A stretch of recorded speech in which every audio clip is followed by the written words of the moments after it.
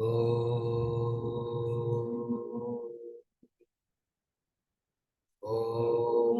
सहना भवतु सहनौ भुनक्तु सह वीर्यं करवावहै तेजस्विनावधीतमस्तु मा विद्विषावहै ॐ शान्ति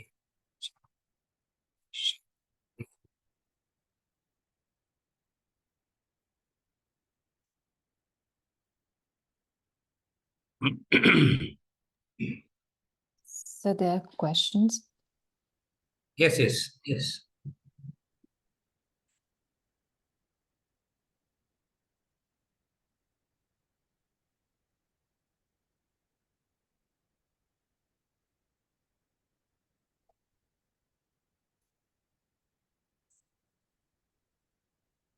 Question in relation to the olive tree.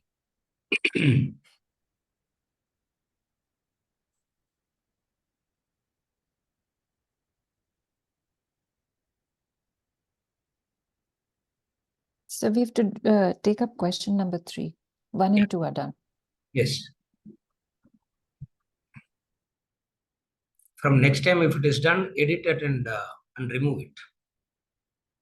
Just that has to be done only used. Question.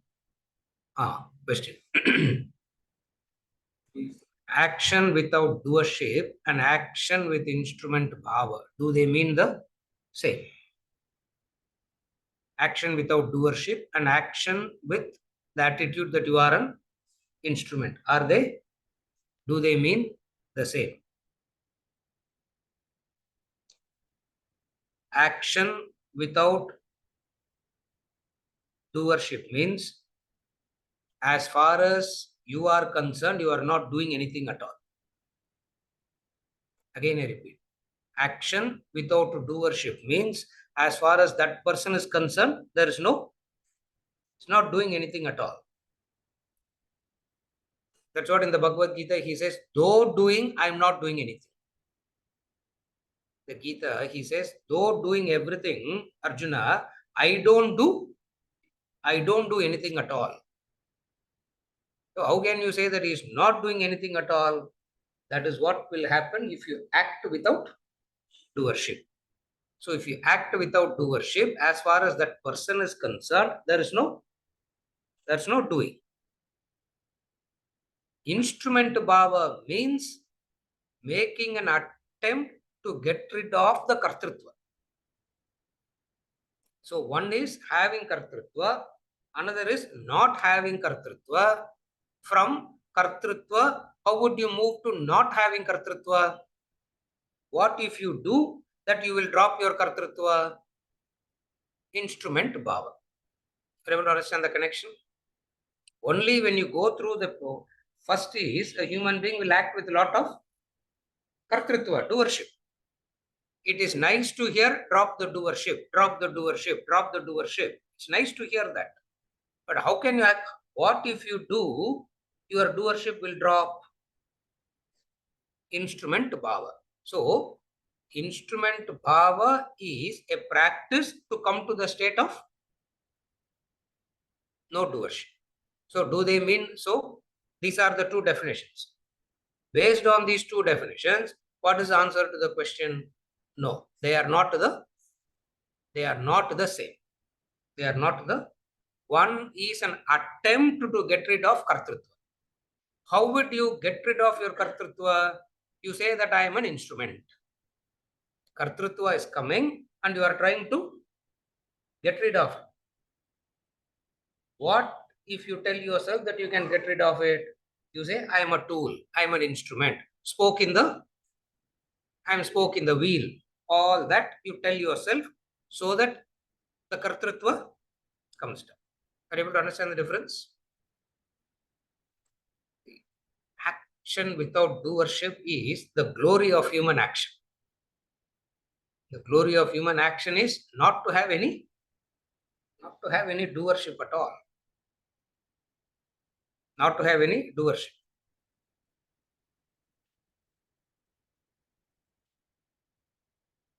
when kartrutva goes, bhoktrutva also goes along with it simultaneously. Remember, some time back, we studied the human being as karta and bhokta.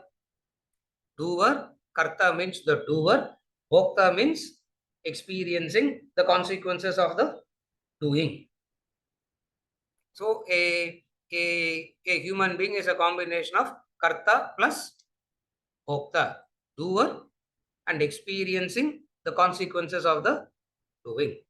So the literal English translate பண்ணும்போது enjoyer they say. Karta means doer, bhokta means enjoyer. Enjoyer not in the enjoyment like in English word enjoyment. What it means is experiencer of the consequences of the doing. So when kartrutva goes, what goes along with it? That bhokta also goes. When karta goes, what goes along with karta? The bhokta goes. Are you able to understand technically now? When bhokta goes, who is there to say, I'm happy, I'm sorrow, I got it, I didn't get it? Who's there to say all that? Are you able to follow now? That's where the action without, this is called action without doership. It's not only the karta goes. When karta goes, who goes along with the karta? Bhokta also will go. When bhokta goes, that's the actual state of freedom, where there is no bhokta to say, I am joy, I am happy, or I am sad. I am on top of the world, or I am in bottom of the world. I don't know where it is, isn't it? So either way, who's saying that? It is bhokta that is saying that. And bhokta says that only because of the karta. So action without doership means there is no, when karta goes, along with karta, bhokta also goes out. Therefore, the person can turn back and say, though doing, I am not doing anything at all. Though doing, I am not doing anything at all. We turn back and say, hey, you are doing so much. No. So much you are doing. So dynamic. The quality of the doing is so great. The quantity is so much. The quality is so much. And yet the person turns back and say, I do nothing. I do nothing at all. It's not a statement of humility. It's a statement of fact. Statement of fact. Are you able to follow? So that's where we say action without doership and instrument bhava. Do they mean the same? The answer is no. They don't mean the same. Instrument bhava is a means to drop the kartrutva, doership. Are you okay? Next clarification.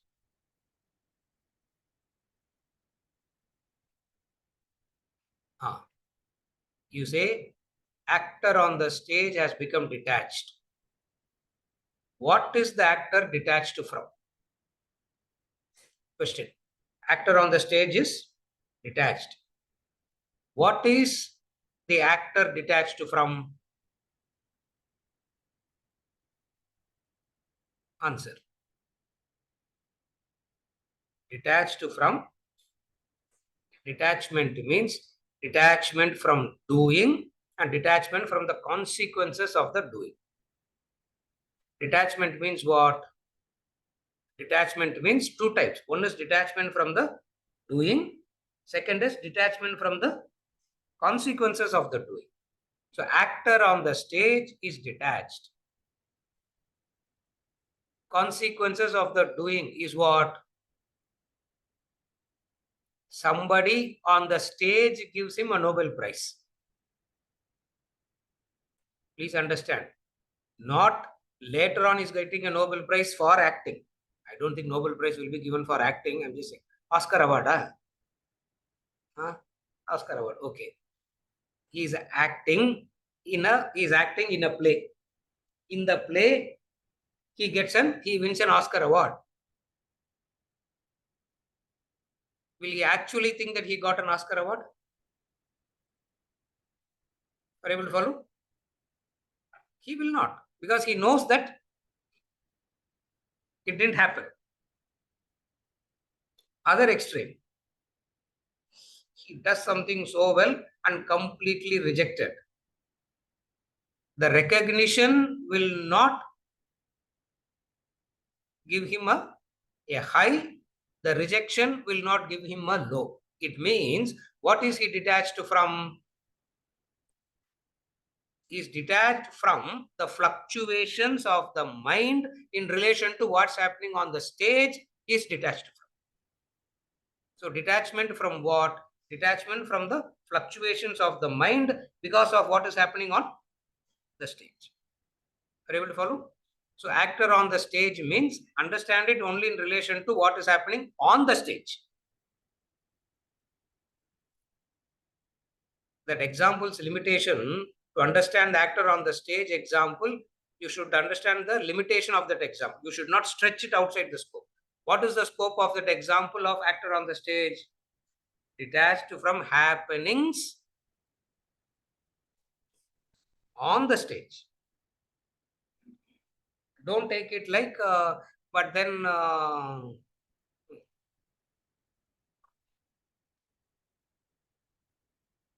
we knew some of the, because of the place in Melapur where we were living, 3 houses next is where this, one of the very famous drama troupe lived. At that time, they were not so famous. They were picking up. So we all used to go with them for their play and all. There's three streets, 3 houses next.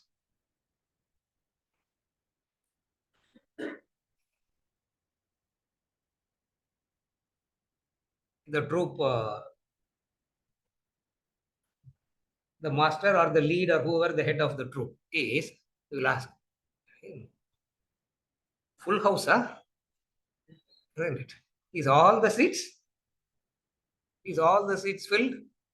That is not actor on the stage. Don't take it like that. Are you able to follow? That is not actor on the stage.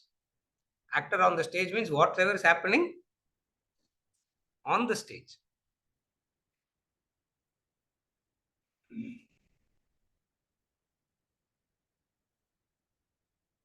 Crazy Mohan troupe. Crazy Mohan troupe. At that time, they were coming up. They were not so big as they are now.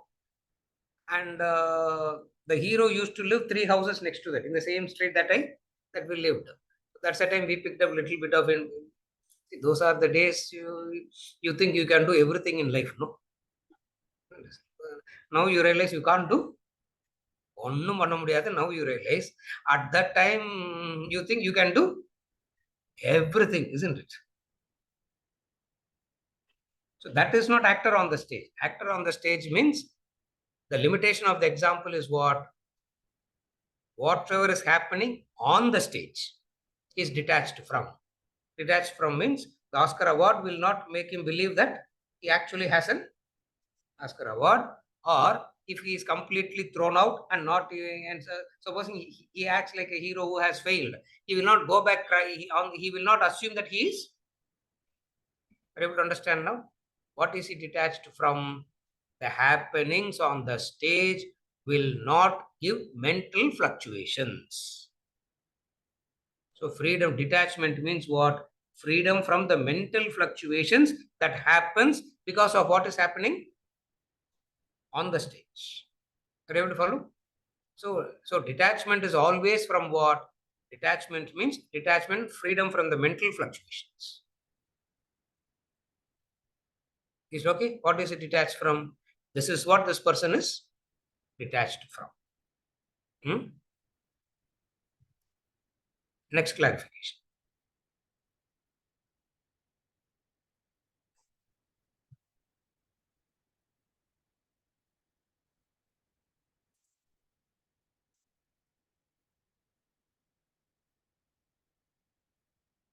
Dedication or sincerity minus bhakti, which is the instrument bhava, is kartrutva. This is what I said. You can be a dedicated, sincere person and have a lot of kartrutva.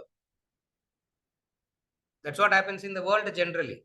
Those who claim to be very sincere and dedicated are the ones who have a lot of ego, doership. So I said dedication, sincerity minus the bhakti bhava is equals kartrutva. The question. This is what was explained. Question. Dedication and sincerity plus instrument bhava equals what?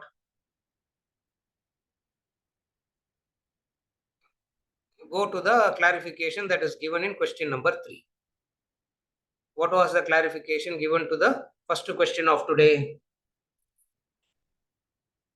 If you are a sincere, dedicated person, and if you have the right attitude that you are an instrument,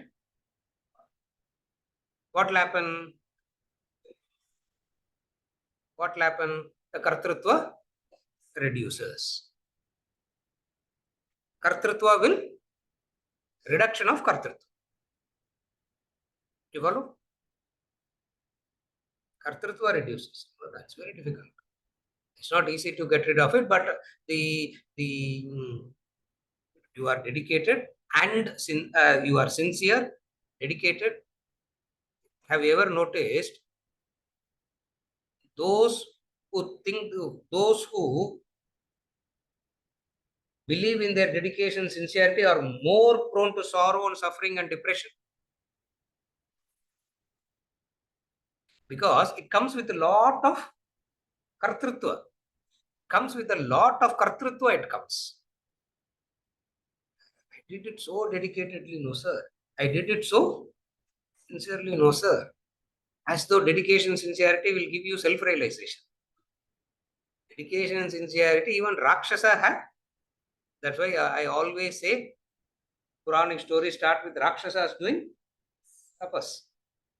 You will get, but the kartrutva and all will not go just by being dedicated and sincere. See, if you have to get rid of the kartrutva, the right,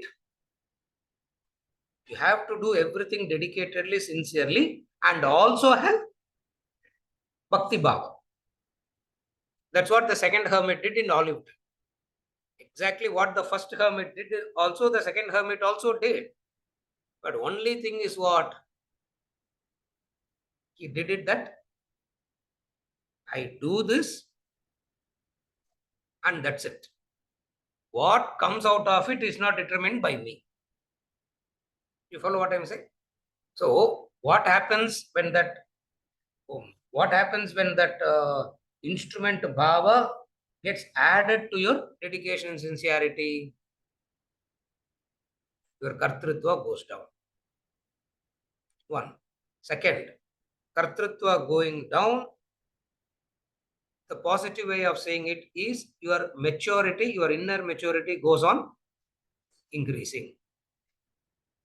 Your inner maturity increases. Second. Third, there will be a tremendous contentment in relation to the happenings, in relation to the world. There will be a tripti, contentment. Because whatsoever happens, you understand. Whatsoever you see, the moment you have that instrument bhava, you understand that there is nothing that is wrong that is happening in life. Whatsoever happens is good. Whatsoever happens is good. We can't accept that. We can understand profit as good. How can we understand loss as good? We can understand praises as good. How can we accept insults as good? We can accept birth as good. How can we accept death as good? Are you able to follow?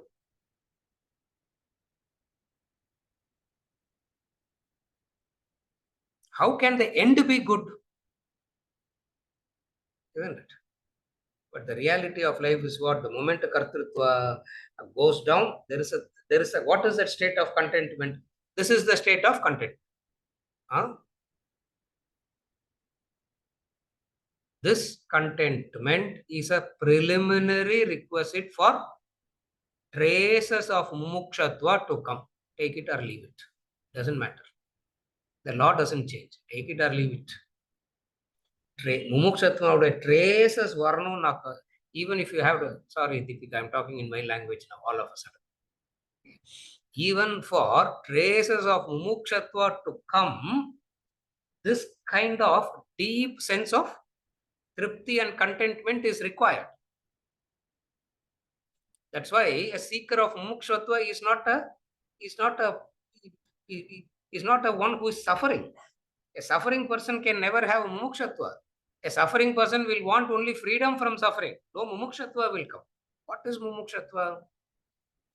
Have you ever equated mumukshatva? Contentment is a prerequisite for mumukshatva.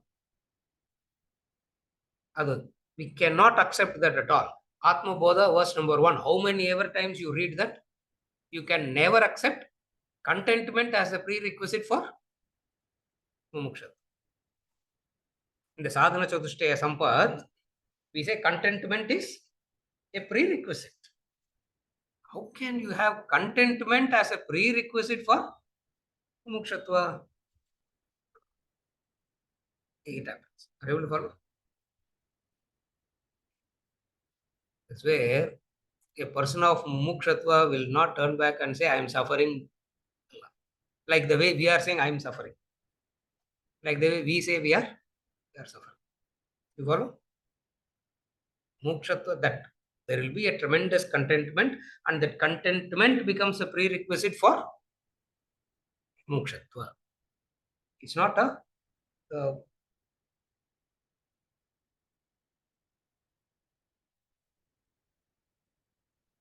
having understood there is nothing in it, that is contentment. Having understood there is nothing in it, will you cry? Having understood anything, will you cry?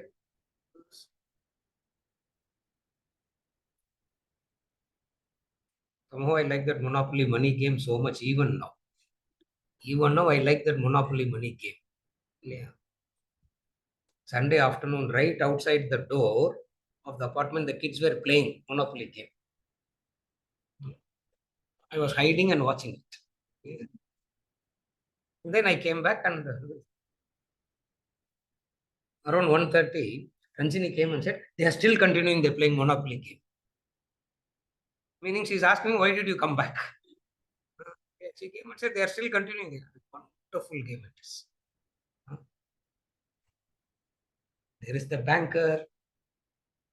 In Yoga Vasishta, there is the story of 3 unborn children. Monopoly money game is like that. The story of, how can you have a story about an unborn children? Beautiful story. In a city that never existed. That's how the story starts. In a city that never existed, there is a king and a queen. Now, what you will hear in that? The city, the king, the queen, you will hear. One thing that you will not hear is what?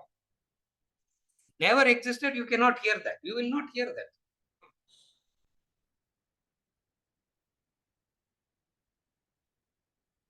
They had 3 children. 2 never entered the womb. City that never existed. The king and queen didn't exist. The 3 children didn't exist. They went to swim in the river that have never seen water, not dried up river. Dried up river means it saw water in the past. Never seen water means no river. So in your head, you keep listening to that story. In your head, what will be the story that you will have in your head? There's the city, there's the king, there's the queen, there are these 3 children, there is the flowing river, and they went on swimming. That's life goes on, he says. Thus life goes on. The very closest in a Monopoly money game, isn't it? There is the banker. Yeah, there is one banker there, and there are 10,000 rupee notes, 1,000 rupee notes, 100 rupee note, everything is there. You buy the whole city you buy, isn't it?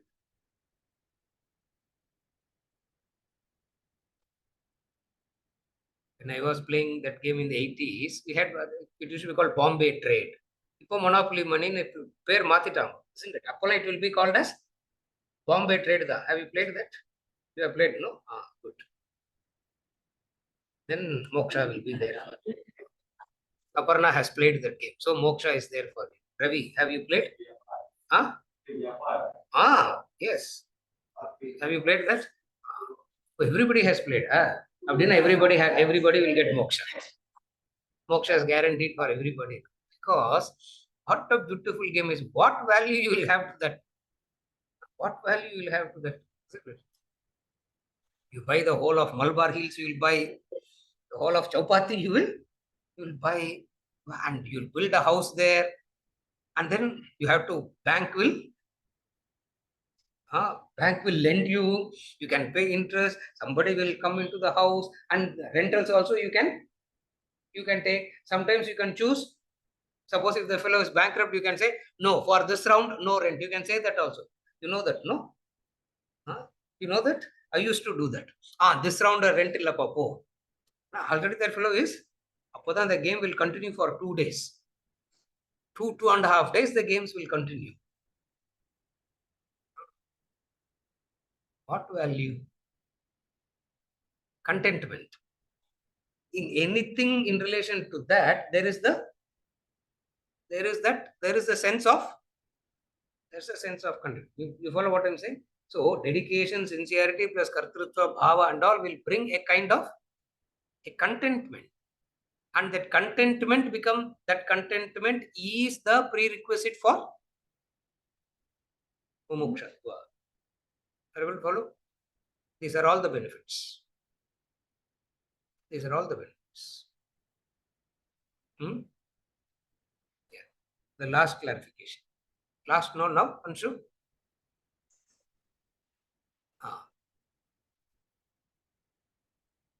Last one. You said, what will keep the mind calm and peaceful so that your expertise becomes available to you? The prayer. You have an expertise, you have a skill, you have an expertise.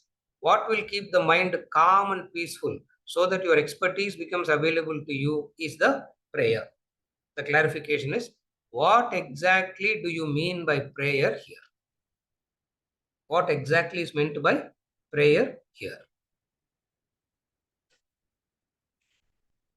What is meant by prayer here is a recognition of thankfulness to the skill. First is, the skill is a blessing. The skill is a blessing. The skill, the expertise that I have is a blessing. Second, that skill, that an expertise I have,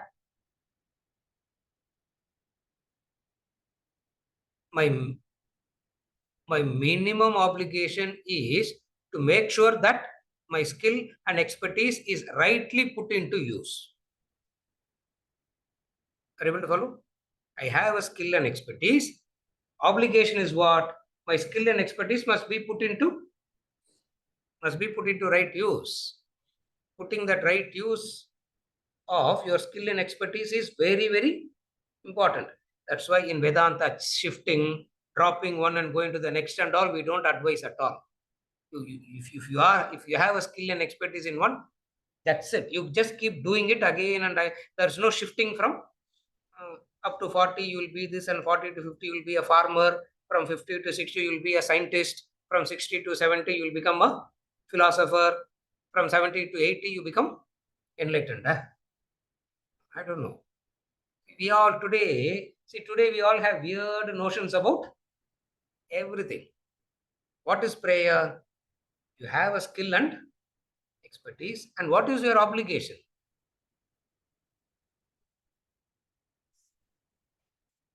Your obligation is to put use of that skill and expertise for the higher cause. That is your obligation. What will help you to do this obligation? Prayer helps. But we don't understand expertise as an obligation. We think I can just discard it like that. I think I can just discard it like that, and people have a pride in discarding it also. Inside me, I think Narayana. What else to do? Why? That skill and expertise that you have had has been a prasad given to you. And you don't discard that prasad. Again, I repeat, the skill and expertise that you have is the prasad given to you. Will you discard the prasad? You can discard, but you are discarding it only because you didn't understand it as prasad. Are you able to follow? The skill and expertise that you have itself is the prasad.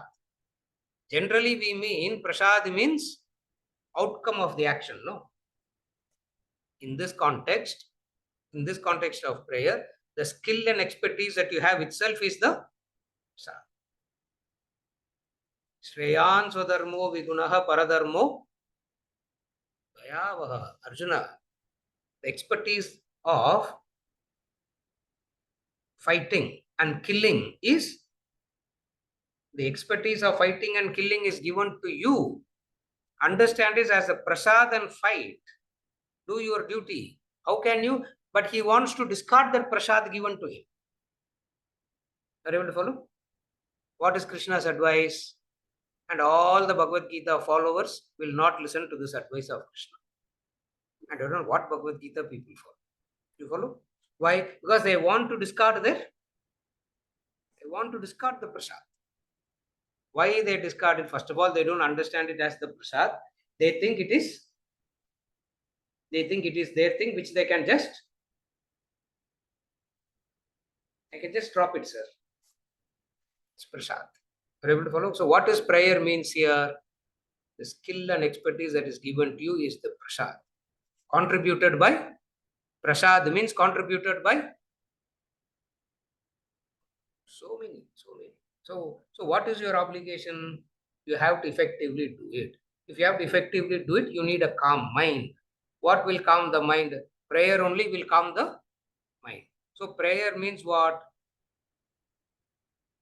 Remembrance and reiterating and reinforcing that the skill is the prasad. Will follow. What is prayer?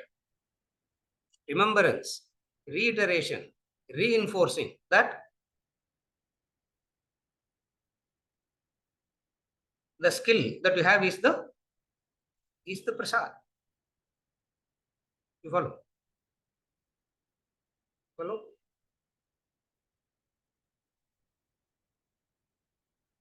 You have a skill. What you need to do? You need to put it into action. You need to put it into use. And in every skill and expertise, the potential for your moksha is there.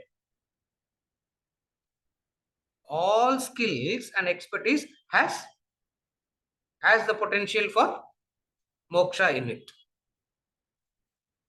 Are you able to follow? But we can't accept this. We still believe a specific field of activity has an advantage over the others. Like white dhoti, white kurta, white mala, Vedanta, 4 Bhagavad Gita verses quoting, 3 Upanishads quoting. Obviously, this looks like a better, advantageous expertise and skill for moksha than being a cook. Isn't it? Being a cook.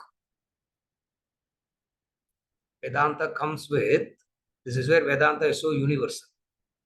Because it doesn't say this specific skill, this specific expertise alone has potential for moksha, has an advantage than the rest. It doesn't say that. It says every skill and expertise has the potential for moksha in it. That's where you find Upanishadic stories talking about people across different things attaining moksha.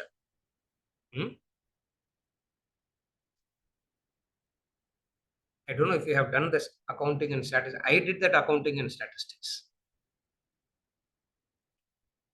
The people who got into the spiritual field of activity attaining moksha versus the others. The others are much more than this. You will not accept. How much ever you hear, you will still think, உங்களுக்கு ஒரு advantage, sir. You got it at a very young, you got it at a very young age.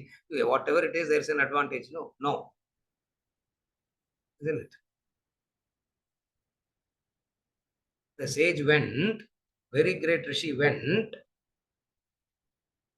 Bhavati Bhiksham Dehi. He stood in front of the house saying, Bhavati Bhiksham Dehi. The lady said, wait. He got so angry and looked at the lady with that anger, as though the eyes will burn her. She turned back and laughed at her and said, what, you think I am that? You think I am that crane or what? You think I am that crow that you can burn me with your looks? Sage prostrated to her, said, and she became the guru. And Isavasi Upanishad has said it very clearly. What? Greater than blinding darkness. That Rishi is one wise man on this planet who has said that. That Rishi is the wise human being on this planet. Because he had the courage to say,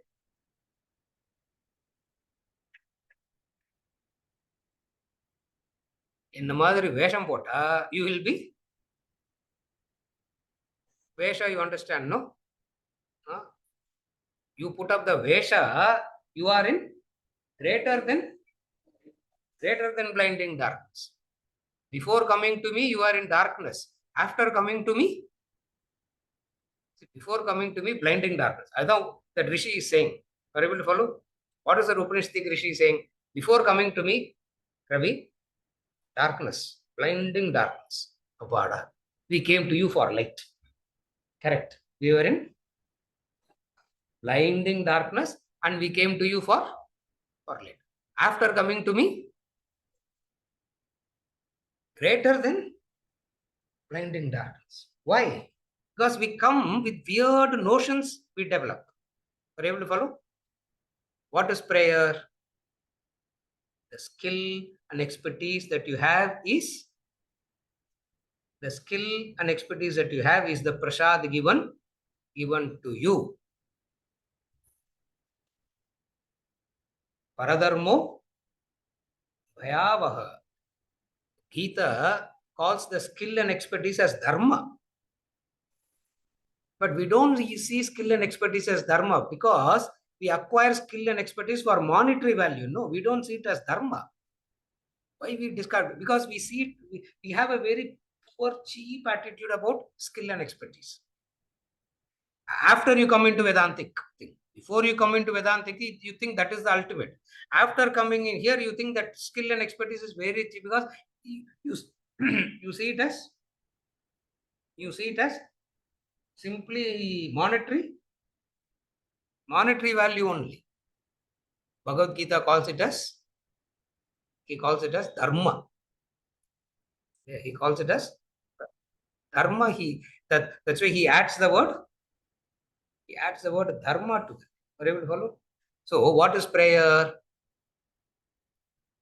Recognizing that your skill and expertise is the prasad given to you, and this prasad is what is needed to you for your growth. Prasad means that which is beneficial to you. Is there any prasad that is destructive? Prasad means that which is beneficial to you. Therefore, skill and expertise is the prasad given to you, means it is that which is given to you for your growth. Recognizing this, remembering this, reiterating this is called prayer. You follow? Are you okay? This is what is meant by prayer in this specific thing. But the context we'll give 10 different meanings. You can't ask why give all the 10 meanings one by one, it will be easy. No. It can't be done. Are you able to follow? Clarifications are over, Anshu.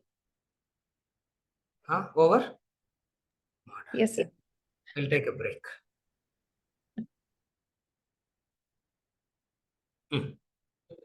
Ravi.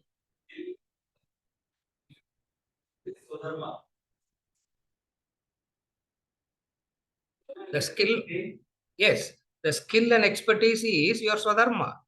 The skill and expertise. That's what you are able to put your heart and soul into it, pick it up, and achieve something in it is because that's what you are naturally inclined to. What you should do, see it as prasad and stick to that. Why? The moment you see it as prasad, your whole attitude changes towards it. If you see it as you just gained it for monetary benefit, then the skill and expertise becomes a commodity. Vedanta skill and expertise is not a commodity. It is it's prasad. That's why there is no any field of activity that is beneficial or that is specially designed for your moksha, and rest of the field of activity is not for it. It's not like that. All human fields of activity has the same equal potential for moksha. Example, we find enlightened masters from different fields of activity, illiterate so-called, but then they have something so beautiful in knowledge, so beautiful in every one of them. Follow what I'm saying? Prayer is what?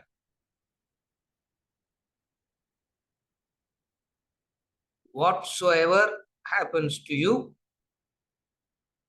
you don't complain. Prayer means, worship means what? Whatsoever happens to you, you don't complain. Why you don't complain? Because you have developed the understanding already. What is understanding? That is needed for your growth. One. Second aspect of prayer is there are so many things that will happen around you. 99.9% of the things that happens around you, you can never ever understand how much ever you try. Recognizing that I can never ever understand is prayer. Are you able to follow? 99.9% of the things that happens, we cannot understand that. We cannot understand it.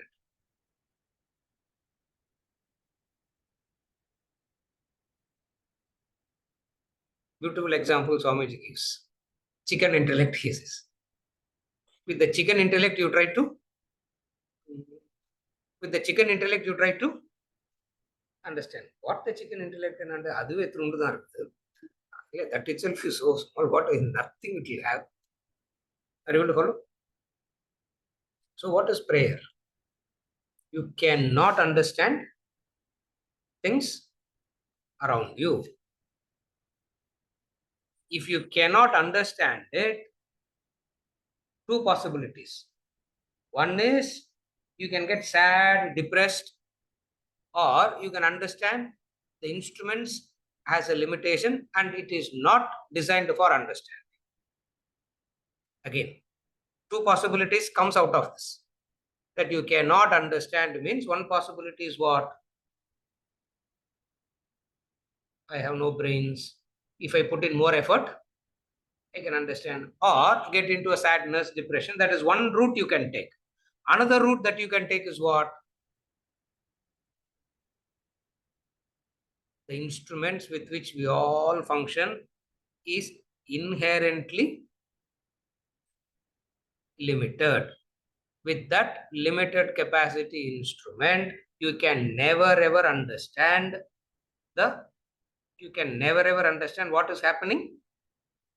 You cannot understand. Everyone follow? What is prayer? Prayer is recognizing this.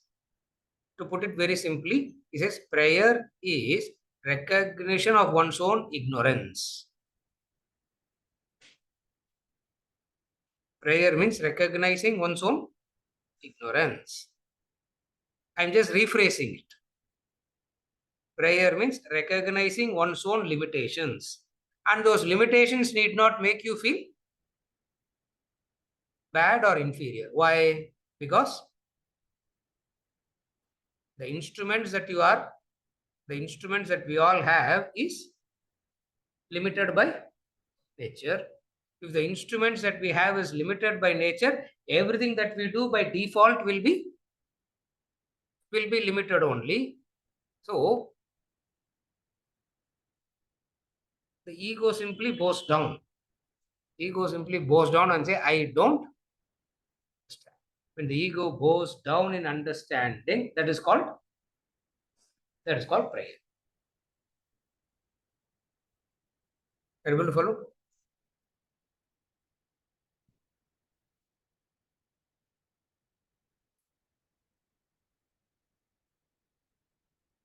Recognizing the unknowable factor plays a major role in life is prayer.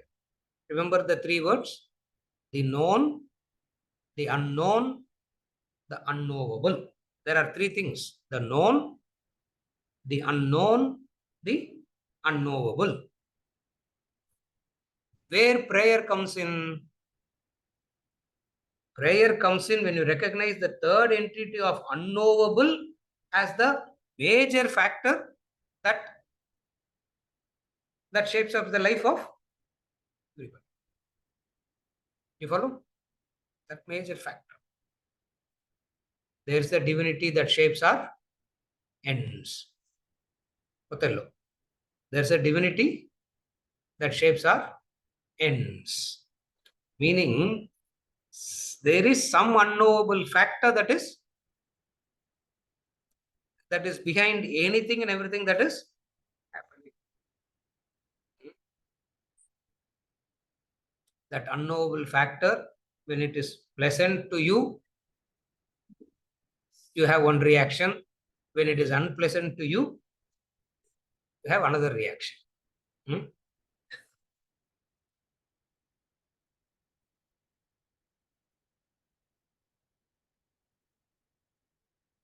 There's a very beautiful story.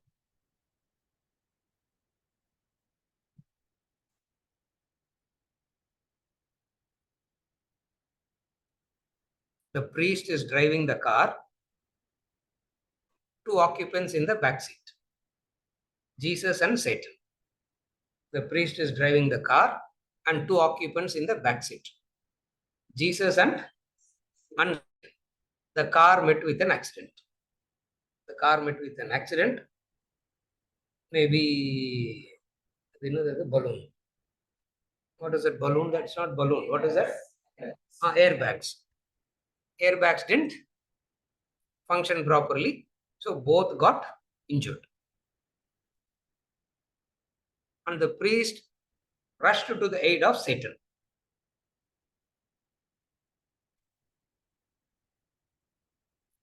The priest rushed to the aid of Satan. Jesus Christ said, you should have attended, technically, logically speaking, who the priest should have attended to? The Jesus, and not the Satan. The priest said, he is my livelihood. You are not my livelihood. Are you able to follow? That's how we all, I tell you, I cannot forget this. There are so many stories that I have in my head that I cannot forget. I have to make a lot of effort not to say those stories. So beautiful. He said, why not? Because he's my, that's all the stories. He is my, Satan alive arugira varaikum I will have a job. Isn't it? Confessions will happen, pariharams will happen. Only when he is alive, my livelihood is there. If he is, supposing if I kill him, what will happen to? What is prayer? Satan is the unknowable, unpleasant things. Jesus is the symbolic. Don't take it literally, symbolic. So we all recognize unknowable factor, but we always want the unknowable factor to be favorable. Are you able to follow? An unknowable factor should be favorable. Okay. Are you okay till now? Okay. What is favorable to you means? Huh? That which gives you happiness. What is favorable? Huh? Gives you what you want. Boosts your ego.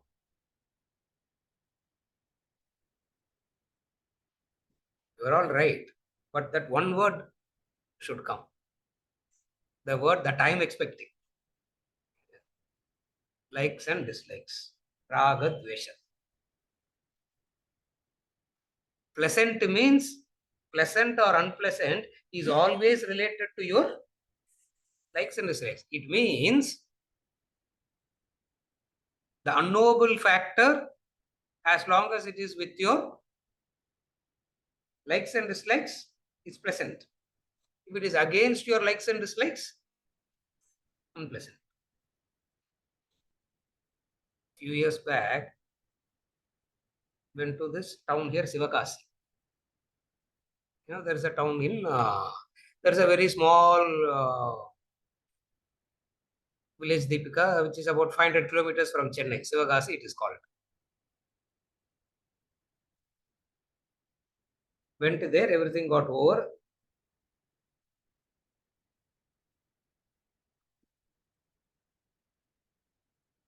There are about 4 hours for me to take the train.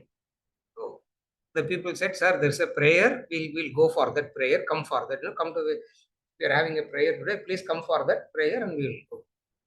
I said, okay. Obviously, prayer means some petition is there. Obviously, prayer means a petition. So I asked them, எதுக்கு pray பண்றீங்கோ? For what?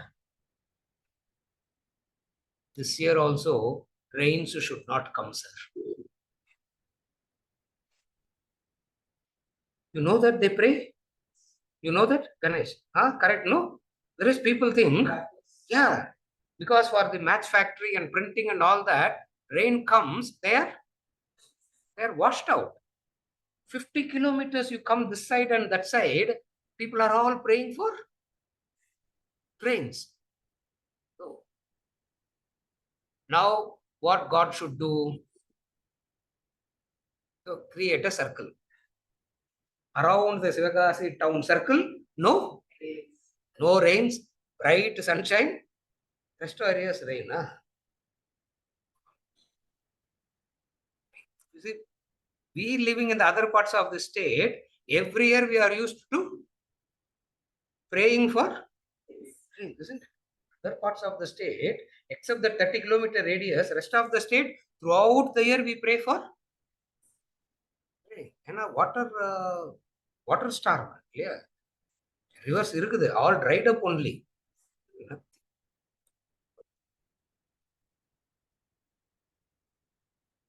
The unknowable factor will never know when rains will come, when rains will not come. So, thank God. God answered our prayers, no rains. Thank cruel God, wicked God. Maybe we did something wrong because God didn't answer our prayers. Rains came. What do you do? You able to follow? What is prayer means? What is prayer means? Recognizing the unknowable. Recognizing the unknowable and bowing down to that unknowable is prayer. Instead of saying in the language of intellect, we call it as unknowable. The language of bhakti, devotion, we call it as God. Even if the word unknowable God is difficult, we give it a murti, we give it a form. Are you able to follow? The murti, the form, the deity, the unknowable, the God, all means the Say, what is it? It is unknowable. It is unknowable. Are you able to follow? Ravi. Prayer means this. And olive tree is a beautiful poem. I can still do 4 more classes on this, but we are not doing it. We are moving into acquisition and acquisition motivation next week. The two motivations. With this, we conclude for